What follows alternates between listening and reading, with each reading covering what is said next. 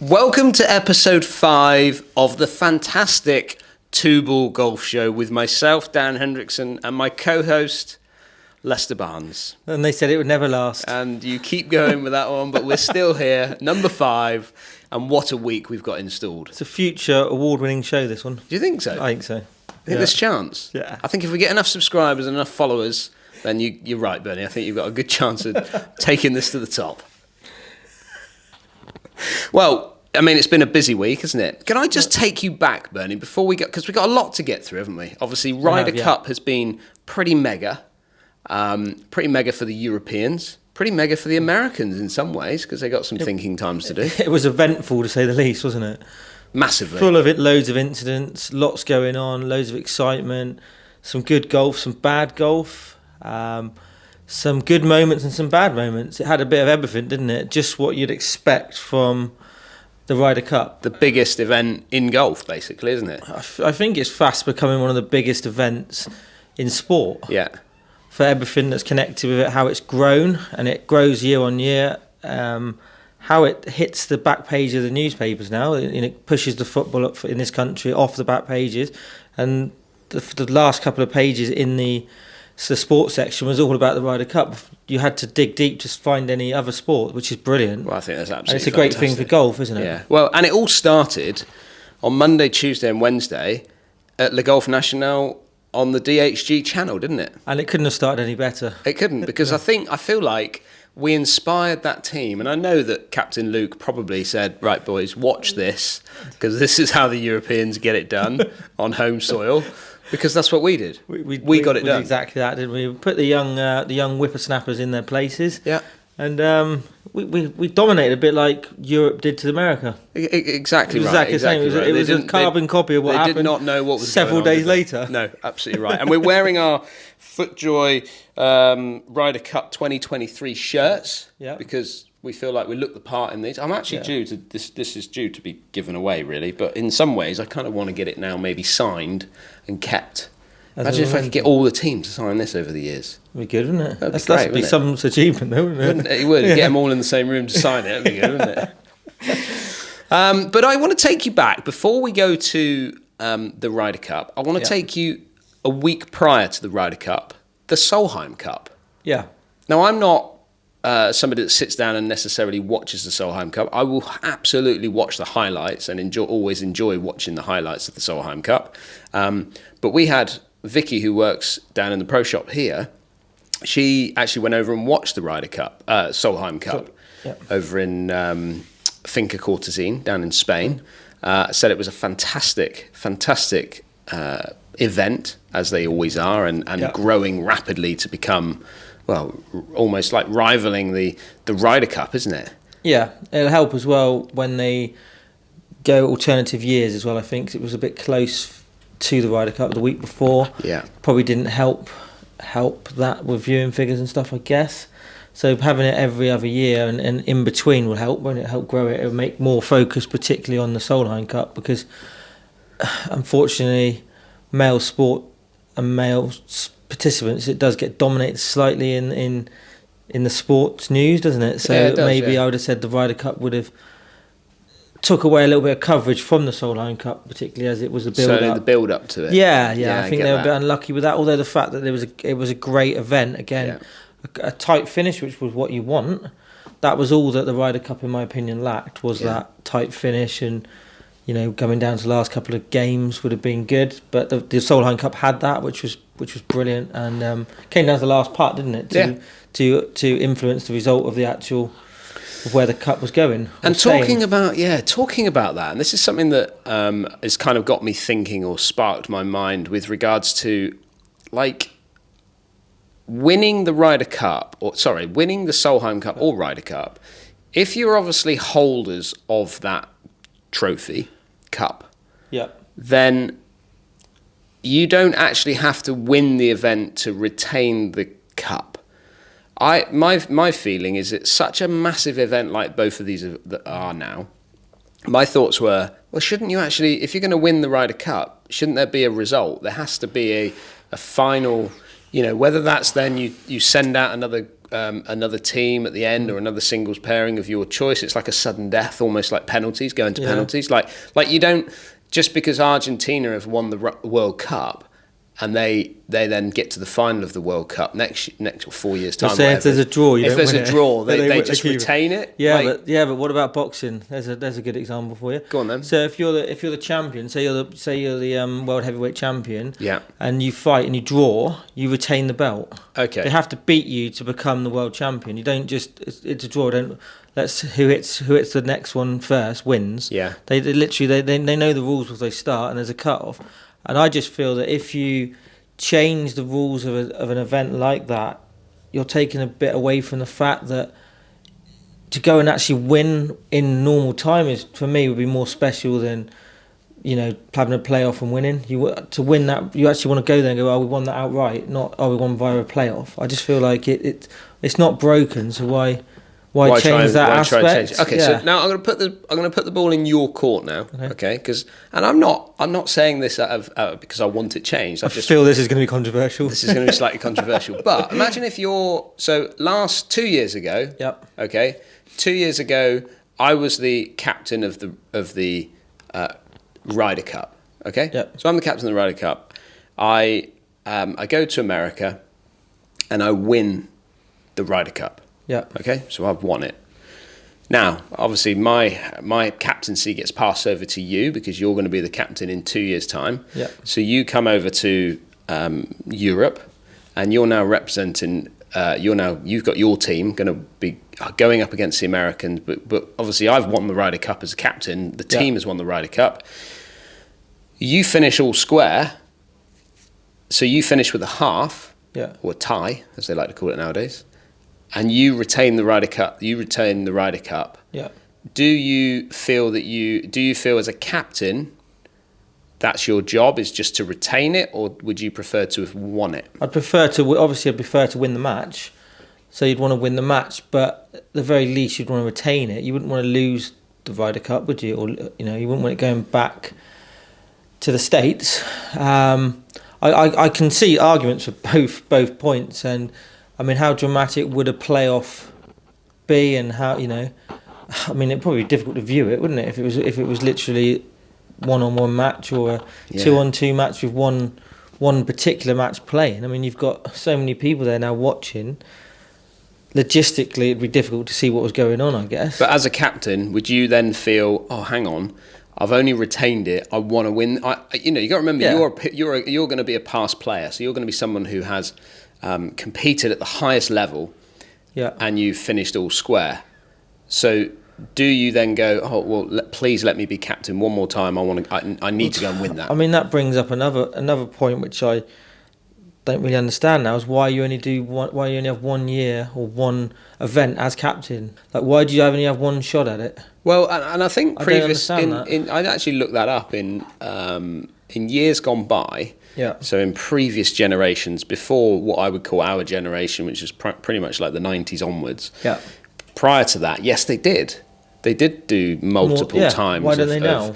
Well, I got a feeling that you might see that happen. You might see that happen again a little bit more now, possibly, because I think, even at the press conference last night when I was listening to the chat with Luke Donald, they did ask, would Luke Donald do it again? And he said that nobody's asked me, but you could see in his eyes, like, would he like to go to America and win it, which we'll come on to in a moment. But I think that's absolutely right. There should be, and he did such a great job. Why not? There have been a couple of captains that have done it twice. Yeah. Do you think it's got anything to do with the fact that some of the more experienced former RYDER Cup players have joined Liv? So the opportunity now for them to be captain, like your Westwoods, your Poulters, who would have been potential captains, now aren't going to be captains. There's probably less of a pool of people to select, maybe. I don't know. I mean, I honestly think that because the build-up to it is a 2 year, those guys, and I know Luke Donald came into it after Stenson was steps aside and Luke Donald came in, but Luke Donald had a year of dedication to the Ryder Cup of what he. So it's a 2-year process, and I imagine that then to carry on as a competitor and things like that, I would imagine that's quite hard. I watched the Sky Sports documentary, which was a chat or a meal around the table with Nick Doherty was interviewing Colin Montgomerie, Thomas Bjorn, and Paul McGinley. Yep. And he asked that actual question: if the time came again, would you want to do it again? And Colin was like, I'm going to answer that straight away. No. The stress levels of being captain, he didn't. He said that I mean, let's be honest. If he was probably asked again, he probably would do it. But he did say, no, I wouldn't want to do it. Whereas the other two said, yeah, I would like to do it again. Yeah, because they were all 3 winning captains.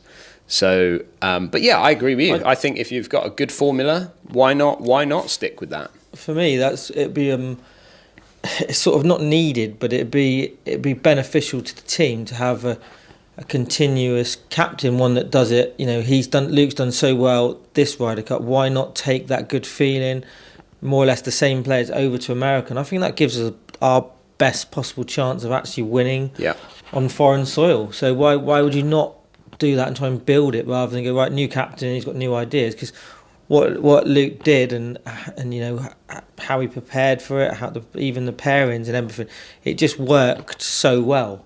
Like, why wouldn't you want that high that he's got from this and just literally take that to America and carry on? I always feel like if you literally had the Ryder Cup tomorrow, started again, and you played the same players, we'd actually go over and win there because the momentum is so positive. Why would you not want that? I don't understand why you'd then want to bring in somebody else with different ideas who hasn't done it, hasn't experienced how he's experienced it. I suppose in a way it's a case of sharing it round, and you know there's a lot of players, if you look through the years, that they could probably get through. Yeah, but why are we sharing things around? Surely if it's such a competitive match and we want to win it, if it's just an exhibition, it doesn't matter, does it? I mean, you could be captain, I could be captain, Dave down the road could be captain. I feel like we've earned our spots now. No, but it's meant to be like we're now building it up. They're building up as such a high profile event, which it is. Sure, and you want to win it. Why? We want to give ourselves the best chance of winning America. Yeah. Why bring a new captain and keep the same captain, keep the same core of players? Maybe if a couple are out of form, you bring a couple in. Rose might be on his last one now. Yeah. But why not keep it as it is? It's not broke. Doesn't need fixing. Doesn't need fixing. Okay, moving you on then. There's going to be a lot of heat now, certainly to Zach Johnson. Yeah. And the team, there's been a lot of confusion, I think, with regards to, or a lot of media hype around. There was some illness possibly in the camp. Yeah. There was a bit of a fraction in the camp. There was Patrick Cantlay was creating an issue with regards to, and this is all just hearsay. Yeah. Creating an issue with should the players get paid to be playing in it, which is why he took his hat off and didn't use his hat, and then that wasn't true because he just didn't have a hat that fitted. So, like, it's a bit of a mishmash of what's going on. COVID symptoms. So apparently, he wasn't with the team all week. Didn't want to play. So, the question, one of the things that I've seen is that following on from the FedEx playoffs, the Americans ended up with about a 5-week break. Yeah. Up until playing in the Ryder Cup, and that was one of the biggest things that kind of came out from what I could see from the media side of things is there was a 5-week break for those American team, taking Brooks Koepka out of it because he was playing live, and there was still a couple of events I think went on between then and the Ryder Cup. So, and then the Europeans were playing after the FedEx. They were playing in the Irish Open was one, and I think the BMW PGA, which all the team played in the BMW PGA. Yeah. And then I believe that also the Europeans, obviously the whole team went out and did a practice session a couple of weeks before the actual Ryder Cup, whereas the Americans only let's say 3/4 of the team actually went out and did that. The other couple were a bit busy, I think. So what do you think on that? So controversially, it's just excuses, isn't it? The Americans, unfortunately, Zach Johnson leading the way is full of excuses. Why they didn't win? No. I don't think it's come from him. I think it's more from the media that they're probing now. Okay, they're chucking hand grenades in there. The American media then. Yeah. It's just excuses, isn't it? Why they didn't win. They're looking for the reasons why, and probably some of them might be valid. Okay, but the last time, the last when it was over in 2018, they were moaning that I've seen all the reports, so they're overplayed. They're all burnt out. So I mean, you can't have it. What is it? It's 50-50, isn't it? One way or the other. I mean, to me, there's no excuses for not being match fit or being prepared, because they've had every opportunity to come over. They could have come out. I'm pretty sure if any of those top Americans had wanted to come and adapt to European conditions, they could have got in contact with any of the tour events and been like, any chance of a sponsor's invite or whatever to play in the event. 'Cause I'm pretty sure that the French Open wouldn't have said to the likes of Brooks Koepka, I mean not Brooks Koepka because he's playing live, but any of them, no, you can't. We don't want you playing this week in the tournament. If they'd have made an effort and gone, right, we want to play this week, can we get in the event? I'm pretty sure they would have bent over backwards to get them in the event. Yeah. So they had no excuse. If they had 5.5 weeks off or 5 weeks off, why didn't they come over and play? Why didn't they come to Italy 2 weeks ago and prepare properly? They wouldn't have stopped them practicing around there, would they? Were playing. I mean, it's good it's good for the country. It's good for the course to have them over. So, to me, there's too many excuses. It doesn't help. I mean, you look on the first tee. There was some great sort of captions, wasn't there, where Till Hatton and John Rahm were cuddling each other when they were being announced. Arm in arm, yeah. And then you had the two American guys, forget their names, were stood probably 2 metres apart. I mean, they might have been doing COVID restrictions, but they were 2 metres apart and they didn't look like a team. And as soon as I saw that, I was like, they just don't look up for it. They don't look like some of them didn't even look like they wanted to be there.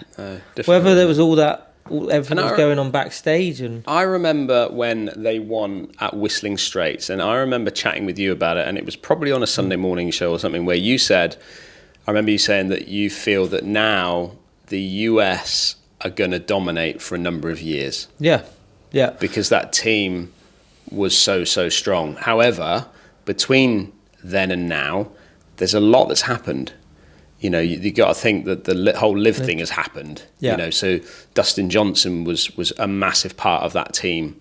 Yeah, he won. We went 5 out of 5. 5 out of 5. Yeah. And then, you know, so there's a couple of players that you could probably have said, well, probably Dustin should have been in that team or whatever. Yeah. But we do need to eat our words a little bit, though, don't we? Yeah, oh, definitely, 100%. I got it totally wrong.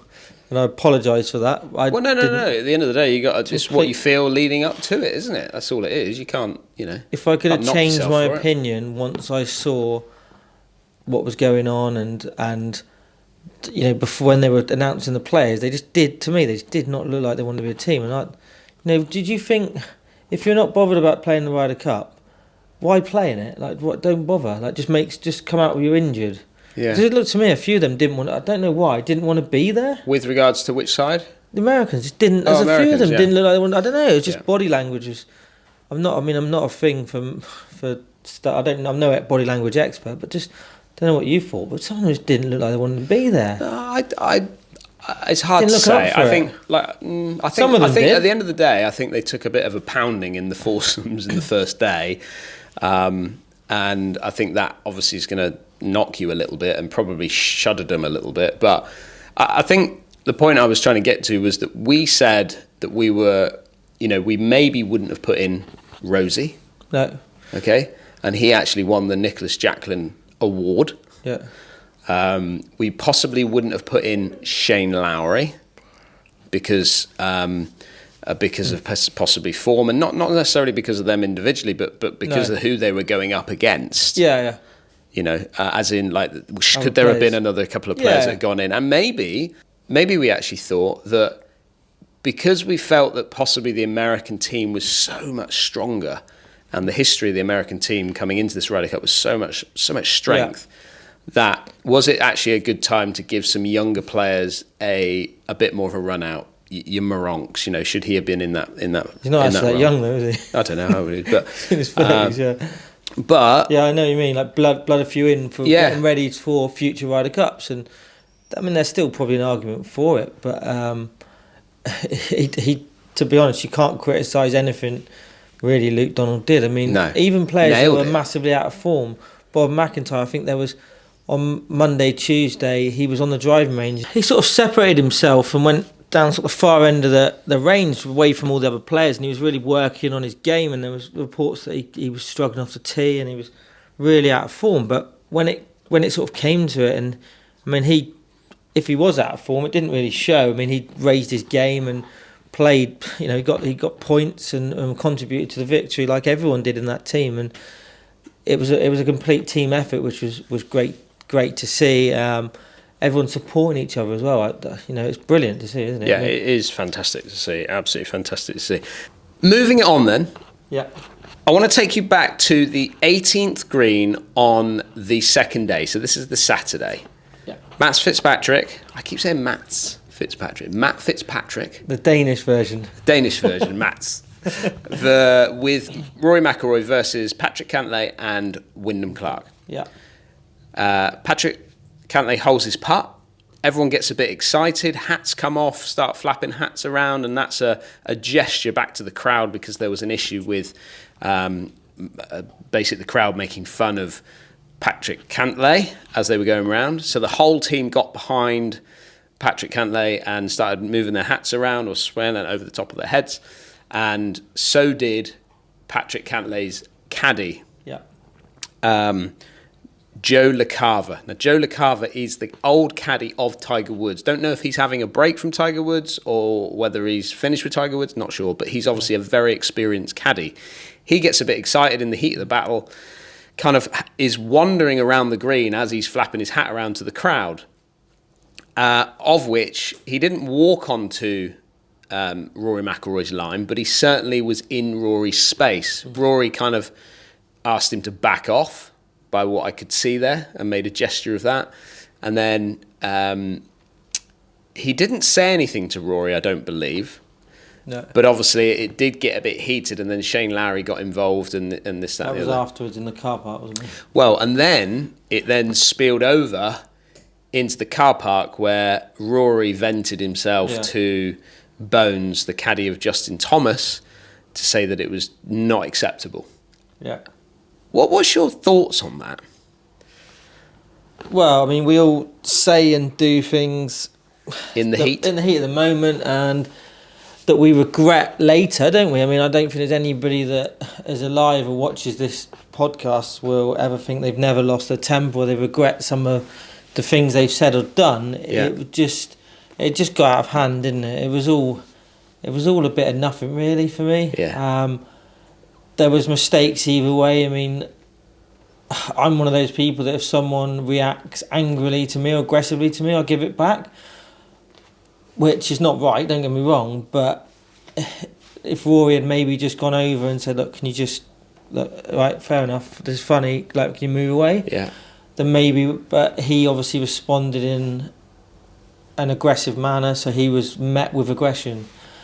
And it just got blown out of proportion, doesn't it? The parking lot thing was funny. You see that every Saturday night down Torquay, where Rory was waiting for his big mate to help him out. Shane, yeah, I mean, if anything was actually going to happen, he would have gone over and done something when he had the opportunity. But he waited till Shane pulled him away and pushed him in the car, and he got more aggressive. Hold me back, boys. Hold me back. Yeah, as Shane was pulling him away, he suddenly got more aggressive, and he was gonna sort him out. So yeah, it was something enough, and it was diffused quite quickly, I think, by the fact that there was a meeting, or he arranged a meeting with Rory and apologised apparently. So as far as I'm concerned, it was all a bit of nothing. Bit of nothing. Good publicity though. It shows the passion, I guess. I guess it. What do you think about the whole situation? So for me, I looked at it from a caddy's perspective. So yeah. You know, I get that Joe. That was, it's exciting. That Patrick Cantlay has given US hope, just like Ian Poulter did back in Medina. But do you think he was annoyed he wasn't getting paid for the week's work? Maybe he was. I don't know how that works. No. I think, to be fair, I think it's the Ryder Cup pay the caddies. Yeah. So I think the caddies are covered. Anyway, I think that Joe.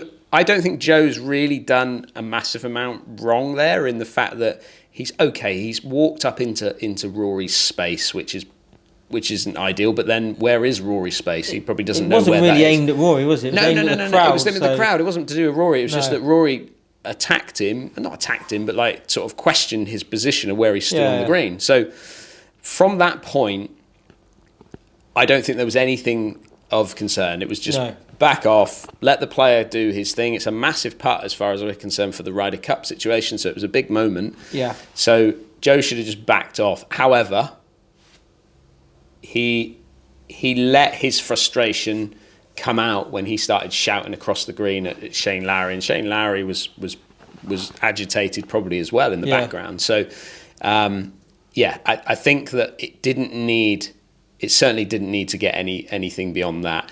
You know, at the end of the day, caddies are there to support their players, to obviously, you know, support their players in every way possible. When they get a bit excited, which they do in the Ryder Cup, you're going to see a caddy sort of step over the mark, over the line of probably where they would normally be, let's say, in a normal event.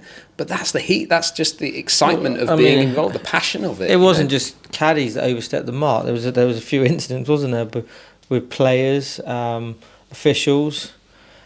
You know, so even people watching the golf that would have overstepped the mark at certain occasions, and it's life, isn't it? Unfortunately, not saying it's the right or anything like that. But yeah, it was the media blew it up more than it was, and I mean, if you go on any social media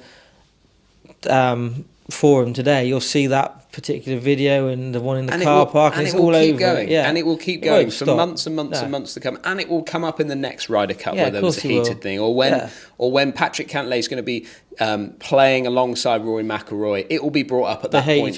They hate each other and whatever. So there'll be like, this will continue, and actually in some ways, if you think about it, it gives us something to talk about at the same time. Exactly. For this podcast. If there wasn't any incidents, we would be sat here. I'd be telling you what I got up to on Saturday night, and that might make a good podcast. Quite entertaining. So another thing that I wanted to bring up was my thoughts for the Nicholas Jacklin Award, which is basically the person. So this award came about when Tony Jacklin had like a 2-footer to halve the match, and against Jack Nicklaus, and he gave him the putt. I think it was back in I want to say in the 60s. He gave him the putt from 2 foot. Jack didn't want to give him the opportunity to miss that putt, which could probably affect someone's career. You know, if you miss a putt like that, or on the flip side, if he holds the putt, it could affect his career in another way. Yeah. So, but Jack didn't want to do that, and then they created this Nicholas Jacklin Award for the player that is, I don't really know. So, player that shows the most respect, I suppose, throughout the event. That award this year went to Justin Rose. Yep.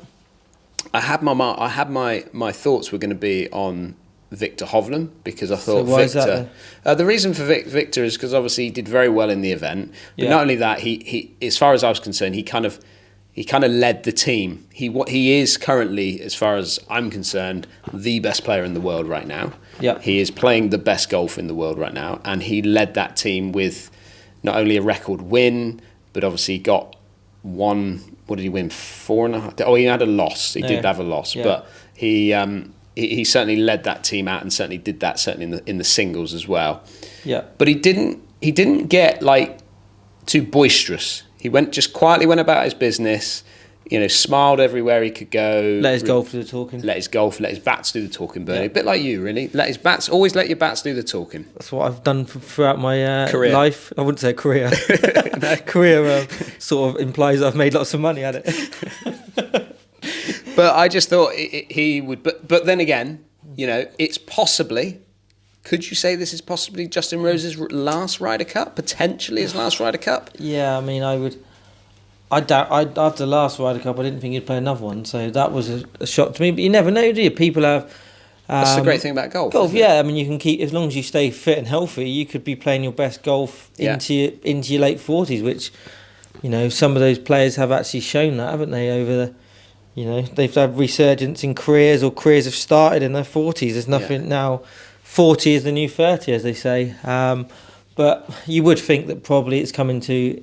He's in the twilight of his Ryder Cup career. If not, it's either his last. We might have one more possibly. Yeah. But he's coming down the stretch, isn't he? Yeah, I would say so, wouldn't you? Yeah, I would, absolutely right. And actually, I think rightly positioned as well for winning that award. Yeah, definitely. He led the team very well. He's the experienced player on that team, and I thought he did a fantastic job. And he held some putts which clutch, absolutely clutch. I would say it was more for what he's done over a prolonged period of time in Ryder Cup situations, and maybe in golf that he deserved that award, not necessarily for this particular Ryder Cup, although he was exceptional. But yeah, deserved, I think, and it's good that it's recognised. The way he's behaved and the way he's played has been recognised with such an award. Should players be paid to play in the Ryder Cup? Absolutely not. Totally 100% no. They earn enough money playing golf and through other avenues. They don't need to be paid to play in the Ryder Cup. It should be a privilege to represent your country or your continent. They shouldn't be paid. When they come up for their sponsorship deals with whoever they're sponsored by, they will be getting extra money by being a Ryder Cup player. They will use that to gain more money. So why? It's not, for me. It's not about money, and I'm of the opinion, if it's about the money and you want to be paid to play, and you're not paid to play, don't play in it. Yeah. Withdraw. Say you're injured. Yeah. No one's going to know if you're injured, are they? Just withdraw from it if you don't want to be part of it. It should be. It's prestigious. It should be, that should be the pinnacle of any European or American's career. Should be playing in the Ryder Cup, or one of the pinnacles. What do you think? No, I completely agree. I think what you said there then, where players will have, this will be forever for them. Yeah. Whether when they finish their career in golf, they become after dinner speakers, or they or they end up doing commentary with regards to around the Ryder Cup just because they were a past player and things like that. I think they can live off it for the rest of their lives, really. Of course they can. So getting an extra income from the coffers of the actual event, or however they generate their income, I don't see that. If we were having this conversation in the 60s or 70s when the prize money and the revenue from playing golf and the fact it was hard to make a living from golf, then I would have changed my answer, and I said probably they need to be paid because they're only earning X amount of money. But now, I mean, you look at the FedEx Cup and every player in the Ryder Cup is, a great player who has made millions and millions of pounds. Yeah. From the game of golf. So why? I mean, I just don't know why it's even a conversation. Two questions then I've got for you to kind of wrap this podcast up. Yeah. Is who do you feel was the best player for the Europeans? Yeah. And who do you feel was the best player for the US? Oh, it's a tricky one, isn't it? I mean, you'd say every single man in the European team would be in the shout for various reasons, whether it was they weren't one of the so-called big names and had a really good Ryder Cup and contributed points-wise, because everyone did contribute in the European team points-wise. I would say exactly what you said, though. Hovland was a leader, wasn't he? Yeah. He's experienced beyond his years. He is the best, in my opinion. In your opinion, he's one of the best players in the world. He shows that at Ryder Cup. He was good in the last Ryder Cup, but I feel like he went up a level in this Ryder Cup. Yeah, he did. And his contribution, I mean, even John Rahm's another one. He was brilliant. Probably great to be around during the Ryder Cup. And just if you're a young rookie coming into that team and you're seeing players, I mean, Rahm and Hovland are not even old. They've got potentially years of Ryder Cups to come, both in their 20s, I think.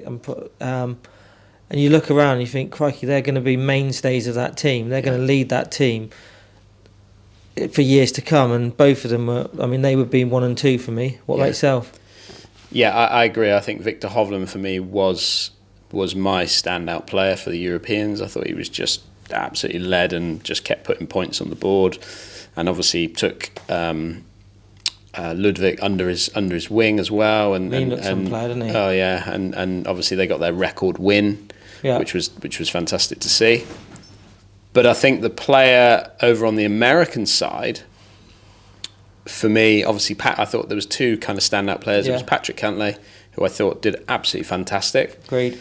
And I think, obviously, Max Homa was their lead points star for it as well. And I thought that he's somebody who he has a lot of hype around him over in the States. He's the poster boy guy, isn't he? He's another JT. He's another Jordan Spieth. He's the poster boy guy who personally, I don't feel like he's been necessarily, and I don't feel like he's been stepping up to the mark of that poster boy thing. However, there's a lot of pressure on him. I feel you're probably right. more than other players of a similar ilk. Yeah. I would say.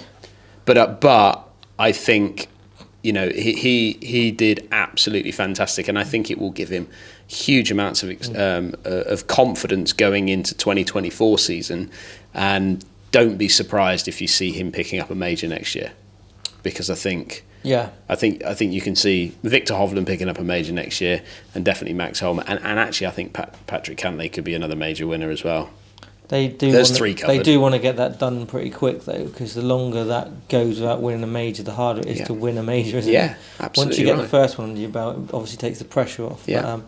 But, I could, like you said, that if they won 3 majors, or they shared 2 of them won a major next year, that wouldn't surprise me. No, not at all. And surely the Ryder Cup, that's got being in that what they've done this week has got to put them in a really good position to push forward and take their careers to the next level. Yeah. Which is a major championship. One last thing I have is the Ryder Cup in a good place right now? That is a difficult question. Maybe even a separate podcast, because I feel it is, with the way it's grown and the way it's become like we said earlier, one of the most prestigious sporting events in world sports, not just golf, but in sport. But it is becoming dominated by the home team. Yeah. And is that a bad thing? Not necessarily, but because there's got to be strategy. If you know the result, it's like if Man City win the league again, they've won it. Won it 2-3 years on the bounce, and if it continues, goes 4, 5, 6, 7, then it becomes non-competitive, and it becomes like basically like the French league, where PSG win it every year, or Bayern Munich win the German. Why is the home advantage? For me, there's 2 reasons why you've got the home advantage there. Number 1, the crowd. Yeah. And then number 2, the setup of the golf courses. Yeah, 100%. Is there anything else? Am I missing something there? I mean, it's easier for America, if the tournament's in America, you will eat in the same foods, you will have the same routine, the time zone's time zone's slightly different, isn't it? But it's the comforts of being in your own country, isn't it? I know Europe's slightly different. We've gone to Italy, so the food and whatnot is slightly different, but I mean, it makes such an advantage, doesn't it? But why would you reckon they'd have it on a neutral ground? There's talks of that. Why? Like you want the crowds, you want that side of it. And I think it's because I think these guys are good enough players to be able to deal with any scenario. They come over and win the Open Championship. Like they can deal with anything. These players and a lot of our players play in America. Majority of our players play in America, so that shouldn't be an issue either. To me, it's purely the fact that they must be so. The partisan crowd. Yeah. Yeah.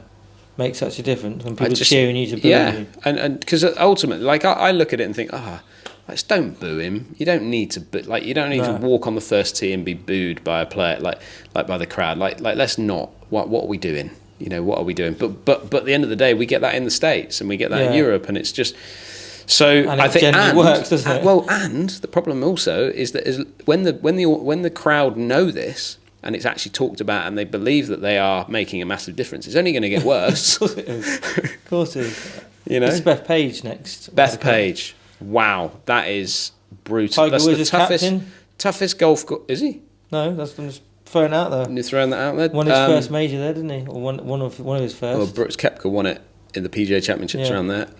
That is the toughest golf course I have ever had the pleasure of experiencing. I was well and truly happy being beaten up by that golf course, and it did beat me up. Won. Beth Page, black, 1, Dan Hendrickson, 0. Well, I think that was a good chat today, Bernie. I think that wraps up. We'll let the people decide. But I think that wraps up quite nicely the Ryder Cup. I thought the Ryder Cup was exceptional for the Europeans. I still believe that the Americans hold their heads high and say we played well, but the Europeans just played better, in my opinion. Outplayed. Yeah. Absolutely right. Well, I think that's it. Thank you very much for your time, Bernie. Thank you very much for watching and listening to this week's podcast, episode 5. We move on to episode 6. Will there be an episode 6? Will there be an episode 6? Thanks for watching. Just want to take this opportunity to thank our sponsors of this particular podcast, Just Golf Online. Please go and check out their website for all the latest deals and savings. Thanks for watching, and thanks for your support.